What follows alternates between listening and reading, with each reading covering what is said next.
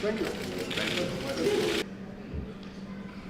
First of all, I would extend my gratitude and appreciation to Minister Vladimir McKay for the warm reception and for hosting this Eastern Partnership informal dialogue. I'm very happy to be back in Minsk, a place celebrated for its hospitality and kindness towards visitors. I thank also Commissioner Hahn for the consistency and commitment in promoting the Eastern Partnership in the European Union, as well as encouraging the spirit of cooperation amongst the partner countries. I extend my greetings to all the good friends around the table. I'm sure by now you have been well briefed about the latest developments in Armenia. I would want to reiterate the unwavering strong commitment of the new government led by Prime Minister Nikol Pashinyan to resolutely deliver on the clear mandate of the people of Armenia and to consolidate the rule of law, democratic principles, the fight against corruption, the protection and promotion of the rights of the Armenian people, to secure fairness and equal opportunities for all in economic, social and other activities. Having been in office for over 1 month, the government has been steadfast in its manifest actions. I also reiterate that the developments in Armenia over the months of April and May were of strictly domestic nature. They concern Armenia, they are about Armenia and about the aspirations of the Armenian people. In our foreign policy priorities as formulated in the government program, Armenia pursues continuity, predictability, and reinforced engagement with all its friends and partners on the basis of sovereign equality and in consolidation of our efforts to promote the interests of Armenia and advance mutually beneficial cooperation and partnership. I have arrived in Minsk from Brussels. I arrived in the very small hours of the morning following a delay, so I'm still looking forward to enjoy Minsk if I have that opportunity before departure. In Brussels, we were with Vice President and High Representative Federica Mogherini. We held yesterday our first Partnership Council following the activation of the provisional application of the Comprehensive and Enhanced Partnership Agreement. This was an important opportunity to take stock of the present phase of our partnership and sketch out the priorities for the way ahead.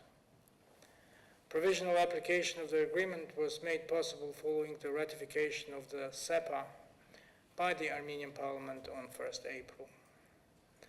The Comprehensive and Enhanced Partnership Agreement represents the new legal foundation of our relations with the European Union and its member states and builds on the long tradition of cooperation. For Armenia, it is also a valuable instrument in assisting to our reform agenda. We will continue to decisively pursue the mobility partnership and visa liberalization agenda with the European Union.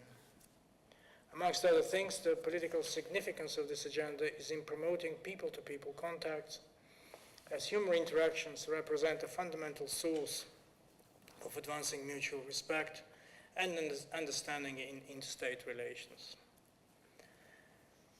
Eastern Partnership continues to be an important platform for advancing the spirit of cooperation on the basis of shared principles and the set of values. We will continue to insist on advancing such spirit in our relations and to work towards building trust and mutual respect amongst partner countries. This message of Europe, born out of the deprivations of the Second World War, remains as relevant as ever, and Commissioner Hahn, you have been referring to the message of stability in your statement as well, which I very much second.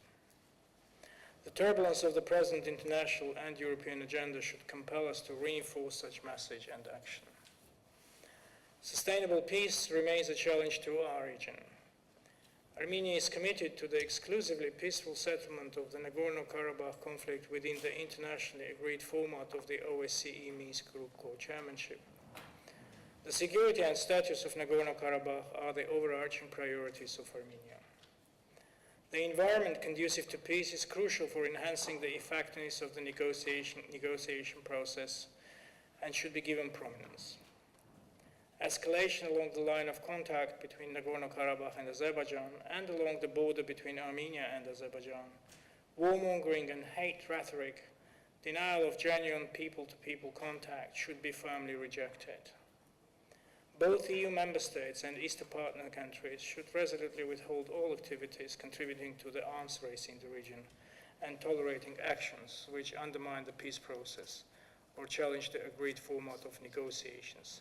The concept and message of Eastern Partnership is pertinent and reinforcing in reiterating Armenia's commitment to peace. The 2017 Brussels Summit empowered us with 20 deliverables by 2020, at the core of which is the promotion of regional coherence, cooperation and dialogue between the European Union and the Eastern neighbors and among the partners themselves. Armenia reiterates its commitment to advance this agenda. I thank Minister McKay for initiating an exchange of views for our present meeting on the prospects of the Eastern Partnership in relation to the multi-annual financial framework priorities and the external investment plan. We consider the latter to be an important undertaking to enhance our economic resilience and performance in critical areas related to the Sustainable Development Agenda. We would welcome a sustained focus on the Eastern neighborhood in future EU budgetary deliberations, as we should collectively aim at securing the implementation of the already agreed mid- and long-term joint programs directly linked to modernization efforts and reforms. The government agencies and the civil society of Armenia have been significantly benefiting from participation in multiple activities within the Eastern Partnership. We continue to receive additional support for the reform and institutional capacity building in Armenia, and underline the importance of the incentive-based approach as defined in the Brussels Declaration.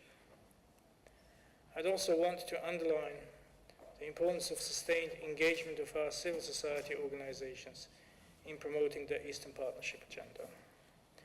In conclusion, Minister McKay, colleagues, Armenia is willing and ready to assume greater ownership and engagement with the European Union, its member states and partner countries, towards transforming our common area into a secure, stable and prosperous neighborhood.